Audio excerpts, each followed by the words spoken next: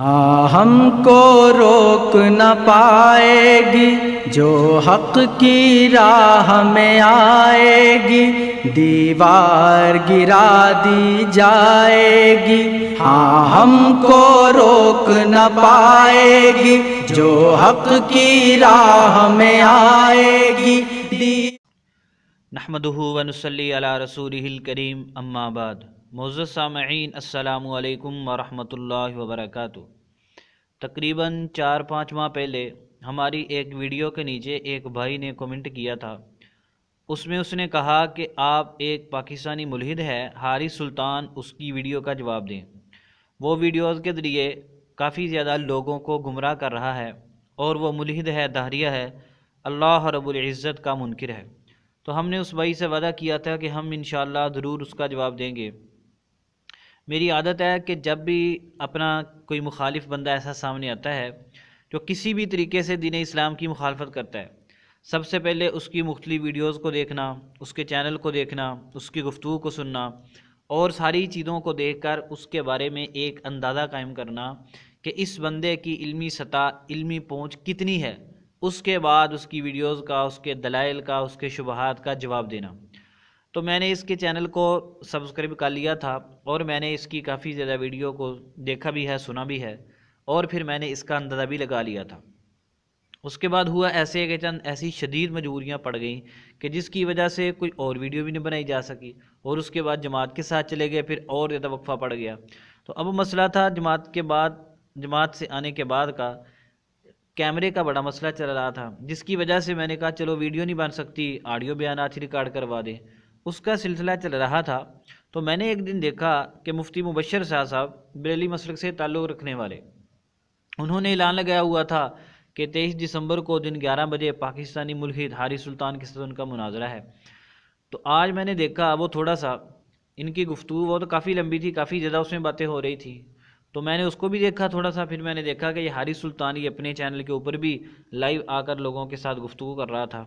تفصیلی تو نہیں دیکھا دونوں کو، تھوڑا تھوڑا میں نے دیکھا، لیکن میں بہت حیران ہوا کہ مفتی مبشر شاہ صاحب کے ساتھ گفتگو کرتے ہوئے یہ بندہ اتنا زیادہ جذباتی ہو رہا تھا، اتنا زیادہ بار بار غصے میں آ رہا تھا، مجھے تو اس کی سمجھ نہیں آ رہی تھی۔ حالانکہ یہ وہ بندے ہیں جو کہتے ہیں کہ مولوی لوگ، مسلمان لوگ بہت زیادہ جذباتی ہو جاتے ہیں، غصے میں آ جاتے ہیں، لیکن میں دیکھ رہا تھا کہ یہ ساری کی ساری کیفیت آج ملحد کے اوپر کیوں طاری ہے، مجھے اس بات کی سمجھ نہیں آ رہی تھی۔ اچھا، دوسرا وہ جی آپ نے ہمارے چینل پر آنا تھا، ہم نے اس چینل پر جانا تھا، یہ کرنا تھا، وہ کرنا تھا، ان چھوٹی چھوٹی باتوں کو لے کر ایشو بنا کر لمبی بات کھینچ رہے تھے، بات کو طول رہے تھے بغیر وجہ کے۔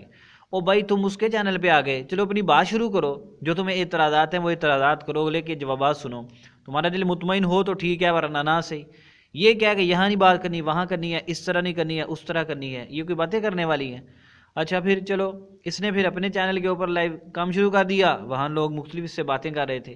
تو میں نے ایک تھوڑی سی بات سنی ایک بھائی کی، اس نے اس سے سوال کر رہا تھا، اس نے اس سے سوال کیا، حارث سلطان تھے، کہ تم جو کہتے ہو ہمیں کہ اللہ جل شانہ کو کس نے پیدا کیا ہے، تو ہم آپ سے کہتے ہیں کہ آپ بتائیں کہ آپ کو کس نے پیدا کیا ہے پھر؟ تو اس نے حارث سلطان نے آگے سے کہا، دیکھو مرد عورت نے آپس میں پیار کیا، یا ہمارے ماں باپ نے آپس میں پیار کیا، اس کے نتیجے میں ہم پیدا ہوئے۔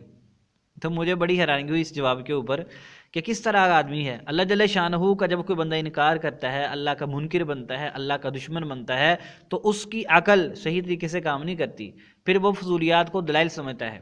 ہمارا یہاں پر حارث سلطان ملحد سے سوال ہے بہت چھوٹا سا، کہ اگر مرد عورت کے پیار کے نتیجے میں آپ وجود میں آئے، آپ پیدا ہوئے، تو آپ اس سوال کا جواب دیں۔ بہت سارے مرد عورت آپس میں پیار کرتے ہیں، جس معنی میں آپ نے گفتگو کی ہے، اچھا کرتے ہیں، لیکن ان کے کوئی بھی اولاد نہیں ہوتی۔ 1 سال گزرا، 2 گزرے، 5 گزرے، 10 گزرے، 20 گزرے، 40 گزرے، پوری عمر گزر جاتی ہے، ان کے اولاد نہیں ہوتی۔ دونوں صحت مند ہیں، تندرست ہیں، دیکھنے کے اعتبار سے بالکل ٹھیک ہیں، اور وہ آپس میں پیار بھی کرتے ہیں، ہر اعتبار سے سارے درست کام کرتے ہیں، پھر بھی اولاد کیوں نہیں ہوتی؟ اور ہمارا نظریہ کیا ہے مسلمانوں کا، کہ ہم سب کو اللہ جل شانہ نے بنایا ہے، تو ہمارا نظریہ ٹھیک ہے، آپ کا نظریہ غلط ہے۔ اگر آپ اپنے نظریے کو صحیح سمجھتے ہیں تو آپ اس بات کا جواب دیں۔ اس پیار کے نتیجے میں آپ تو پیدا ہو گئے، جس کے اولاد نہیں ہے تو وہاں پر بچہ پیدا کیوں نہیں ہوتا؟ اس کا جواب صرف قرآن دے گا۔ یہب لمن یشاء اناثا، وَيَهَبُ لِمَن يَشَاءُ الذُّكُورَ أَوْ يُزَوِّجُهُمْ ذُكْرَانًا وَإِنَاثًا وَيَجْعَلُ مَن يَشَاءُ عَقِيمًا۔ اللہ جل شانہ نے قرآن پاک کے 25ویں پارے میں فرمایا اللہ جس کو چاہے بیٹے دے، اللہ جس کو چاہے بیٹیاں دے، اللہ جس کو چاہے دونوں دے، اللہ جس کو چاہے بانجھ رکھے کوئی بھی نہ دے۔ یہ اللہ جل شانہ کا وہ اصول کام کرتا ہے، اللہ کی قدرت کام کرتی ہے۔ دونوں کے باہمی ملنے سے تو جن کی اولاد نہیں ہوتی وہ بھی تو ملتے، وہاں پر اولاد کیوں نہیں ہوتی؟ اس کا جواب تمہارے پاس کیا ہے؟ تو اس طرح کی اور بھی عجیب و غریب قسم کی دلیلیں دے رہے تھے۔ انشاءاللہ ہم مستقل ان کا رد کریں گے مضبوط طریقے سے انشاءاللہ عز و جل۔ اور اس کے ساتھ جو دوسرے ہیں وہ سعدیہ اور علی ملک وغیرہ، ان کی حقیقت بھی ہم انشاءاللہ آپ کے سامنے لائیں گے ضرور بھی ضرور۔ اچھا ایک اور بات، وہاں پر ہم نے کہا جی اسلام امن کا مذہب ہے، یہ پیار محبت کا مذہب ہے، کہنے لگے پھر تم جنید حفیظ کو کیوں پھانسی دے رہے ہو، اس کے ساتھ کیوں ظلم کر رہے ہو؟ اس میں صاحب سے کہتا ہوں بڑے پیار محبت کے ساتھ، آپ کو پتہ نہیں ہے قانون انسانوں کے نفع کے لیے بنائے جاتے ہیں، اس سے انسانوں کو فائدہ ہوتا ہے۔ اگر قانون نہ بنائے جائیں تو پھر تو زمین میں فساد برپا ہو جائے۔ دنیا کا کون سا ملک ہے جس میں قانون نہیں ہے؟ قانون بنایا جاتا ہے انسان کے نفع کے لیے، اور قانون انسان کی فطرت کے عین مطابق ہے۔ انسانی جسم میں کوئی پھوڑا نکلے، پھنسی نکلے، آپ کیا کرتے ہیں؟ اس کو ٹھیک کرنے کی پوری کوشش کرتے ہیں۔ اگر وہ نہ ٹھیک ہو سکے تو آپ اس کو کاٹ دیتے ہیں۔ انگلی خراب ہو گئی، ٹھیک کرنے کی پوری کوشش کی، جب دیکھا صحیح نہیں ہو رہی، زہر آگے پھیل جائے گا، آپ کاٹ دیتے ہیں۔ حتیٰ کہ ٹانگ بھی کاٹنا پڑ جاتی ہے، تو وہاں پر تو کوئی اس کو ظلم نہیں کہتا، وہاں پر کوئی اس کو زیادتی نہیں کہتا۔ کیوں؟ ان کو پتا ہے اس گندے حصے کو کاٹیں گے تو باقی بدن درست رہے گا۔ اسی طرح ہم کہتے ہیں کہ جب ایک انسان نے ایسا جرم کیا، اللہ کے رسول صلی اللہ علیہ وسلم کی گستاخی کی، قرآن کی گستاخی کی، اللہ جل شانہ یا انبیاء علیہم السلام کی گستاخی کی، تو وہ اس قابل ہے کہ اس کو مارا جائے، اس کے وجود کو ختم کیا جائے، تاکہ باقی انسانوں کے اوپر اس کا غلط اثر نہ پڑے۔ آپ کو نہیں پتا اس کائنات کو اللہ نے بنایا ہے، اور ان گناہوں کا ہمارے معاشرے کے ساتھ گہرا تعلق ہے، اس کا اثر پڑتا ہے گناہوں کا۔ تو اس طرح کے لوگ جو اس طرح کے جرائم کرتے ہیں ان کو سزا دینا ضروری ہے، اور یہ انسانی نفع کے لیے ہے۔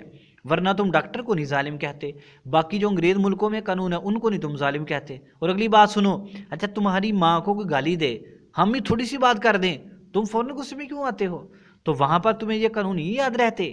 تمہاری بہن کو کوئی برا بلا کہے تم فوراً لال پیلے کیوں ہوتے ہو؟